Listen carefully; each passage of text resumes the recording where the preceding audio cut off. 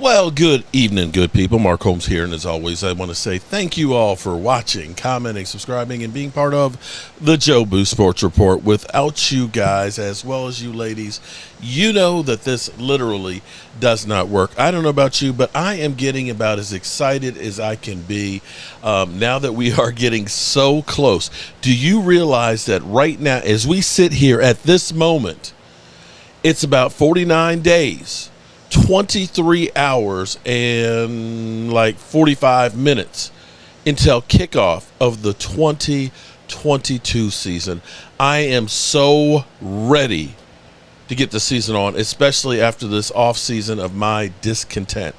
You know, we heard that Washington Commanders away are looking into Anthony Barr. You know, I'm sorry, mailman, you know, I'm sorry. You know, I've had discussions with my friends and stuff and all that, and we just can't seem to understand why the Cowboys don't try. You know, the Cowboys, for the most part, have been, on the winning side of a season. You know, they're not that team that's going to have, a lot of these losing seasons. You know, they're always close to the top. I mean, they've won 4 division crowns in the last 8 years. You know, the Eagles have won 2, the Giants have won none, and Washington's won 2. But they just don't have enough to get over the hump. And now, we've got Mike McCarthy, who the first year was a disaster, but that was a COVID year. You could almost give him a pass. He lost his quarterback in week 5. His running back came in with COVID and out of shape and everything else. He lost, Lyle Collins before the season even started. And he ended up losing the big fella, Tyron Smith, a couple of games into the season. So you look at that and say, you don't expect that team to be that good and to be able to compete. But even with that being said, they still weren't out of the division race because the division was so putrid that year. Last year, you turn it around. You go 12-5. And, you at least make the playoffs. You came one play away from advancing. The same team that beat you beat Aaron Rodgers, the MVP, the next week.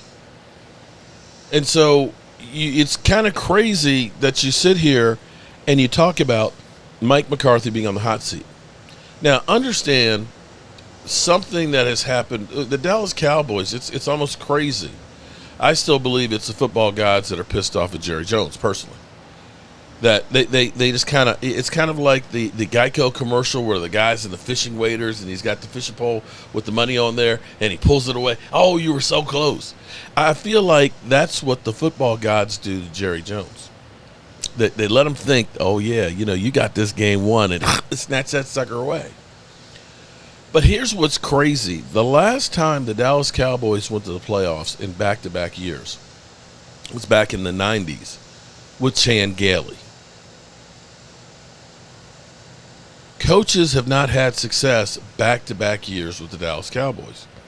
We always do really good one year, and then all of a sudden the expectations are that the Cowboys are going to be great the next year. And we've always disappointed.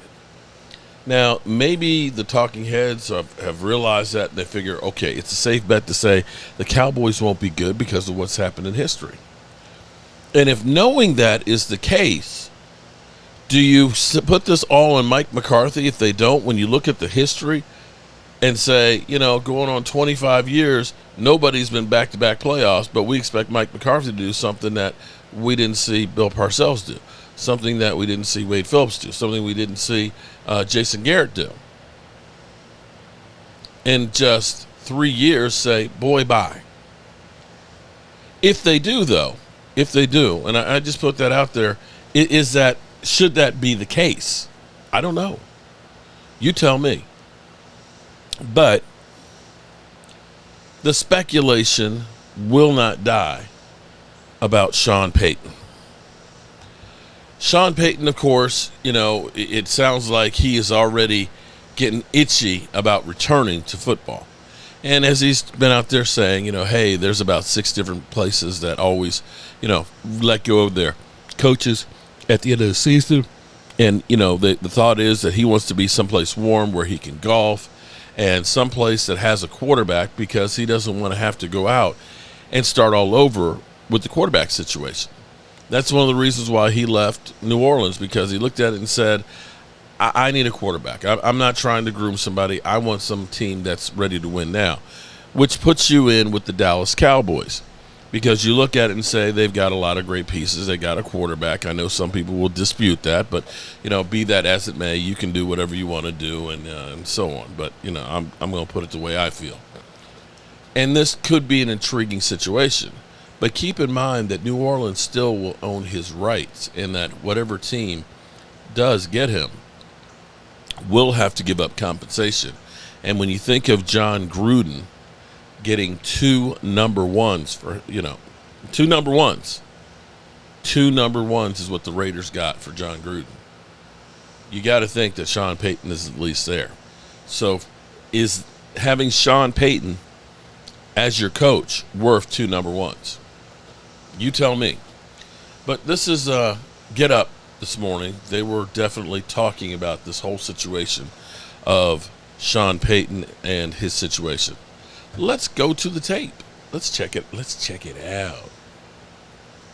So Sean Payton, everyone's talking about Sean Payton, right? When's he coming back? Who is he going to coach? All the rest of that. Well, he himself has chimed in on this, and he was pretty honest in talking to USA Today. He said, ultimately, do I think I'll get back in? Sure.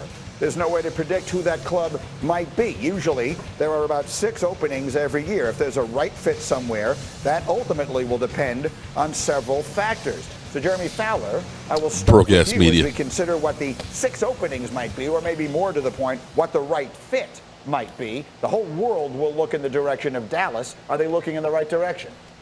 I don't think that's a slam dunk. You're talking to people around the league. They believe that the best roster and quarterback combination will have the best chance to land Sean Payton. So any team that has a top 10 to 12 quarterback with a head coach that might be on shaky ground, they're probably going to pursue Sean Payton, who will have a comfy spot in television, by the way. Like, he could always stay in there and make good money, but he's going to go somewhere probably warm. Like, it's speculated that he wants to go somewhere to play some golf. Right. And he's going to have that quarterback-head coach partnership that he had with Drew Brees. That will be number one. Tannenbaum, you made an interesting comparison earlier, and I'd love you to share the story about a conversation you had with Phil Jackson. Yeah, so Phil Jackson, I had an opportunity to sit down with him. He always talked about, I didn't want to coach a rebuilding team. I was interested in coaching Kobe Bryant after I left the Bulls. And Sean Payton is saying the same thing. He's not going to get up there and say, hey, I want salary cap space, I want draft choices. I want to win right now. So he has put the league on notice. He has told those 32 owners that I'm going to go someplace where I could win today, and this is not a 5-year rebuild. So the message has been sent by Sean. RC, you know the situation pretty well. You know the people involved pretty well. What is your sense of Sean Payton and who's got their sort of their eyes looking back over their shoulder?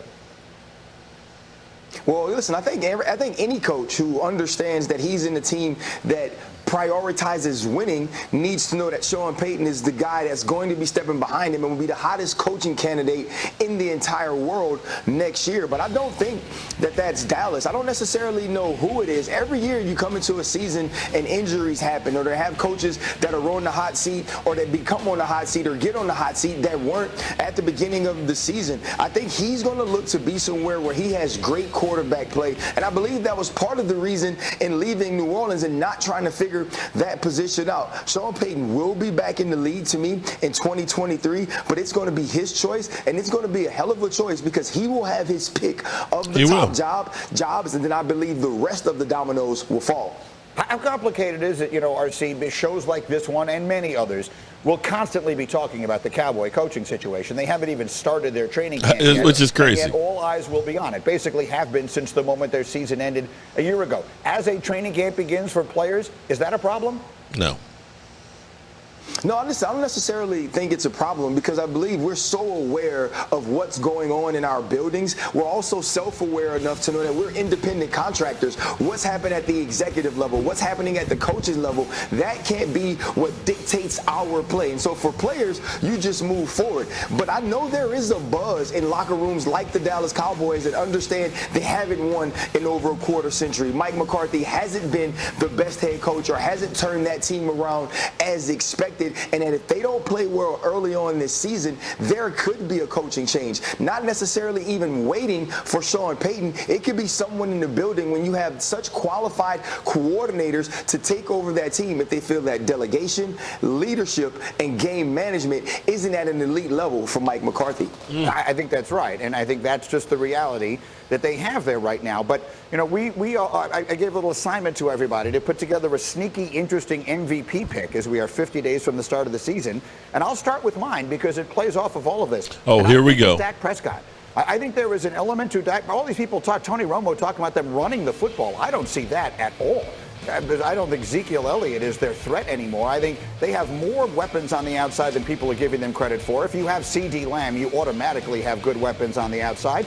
And I think that now that he is fully healthy, Dak Prescott will be comfortable using his legs a lot more than he has, which is something he does about as effectively as any quarterback in the league. So I can see Dak Prescott having a monster season. He's my sneaky early MVP pick. RC, who's yours?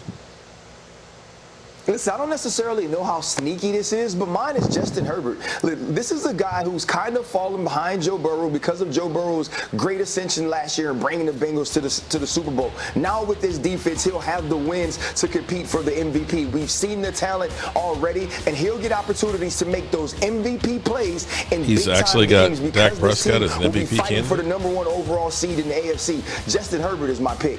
I like it. I certainly agree. It's not that sneaky, but I do think it's a good pick. Jeremy Fowler, how about you? This is ever so sneaky and sly. Derek Carr, because I fooled you when I said the Raiders are going to be last in the division, but now I have Derek Carr as my sneaky MVP pick. This is a guy that when you talk to league executives about top 10 quarterbacks, he comes up often. He's a guy who's really underrated, and now he really has no excuse. You got Devontae Adams in the mix. They're going to put up a ton of points, a ton of yards. If they can just win 9 to 13 games, somewhere in that range, he's got a chance to win the MVP. You started the show by telling me they're going to finish last in their division, and now you're telling me the quarterback is the MVP. You said sneaky, so I'm trying to. Well, I mean, that's as sneaky as it gets. Tannenbaum, who's yours? Mac Jones.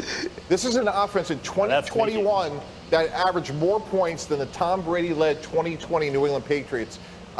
So from a standpoint of, they have actually improved since Mac Jones took over. They were 6th in the league in points. They went to the playoffs. I think he has high character. They got 2 really good running backs, 2 really good tight ends. This is more of a wide receiver by committee. I really like Mac Jones. All right, put a bookmark in that. I'm coming back to that all right. as So we continue. we can end it there on the MVP talk, but I can't believe that Mike Greenberg is actually saying that Dak Prescott could be an MVP candidate. But again, here it is. It is the speculation that is, and I'm sure as soon as the Dallas Cowboys lose a game or there's one bad coaching decision, there will be of course, people that will be on the Sean Payton bandwagon. So let's just get used to hearing everything that is about Sean Payton and so on. And with that being said, I appreciate each and every one of you guys, as well as you ladies in here, being part of the Jobu Sports Report. And I am just happy that we are getting close to talking about football. And for the Giants, who are going back to their throwback colors and already have their rookies in place, my man Rashid has something for you. What?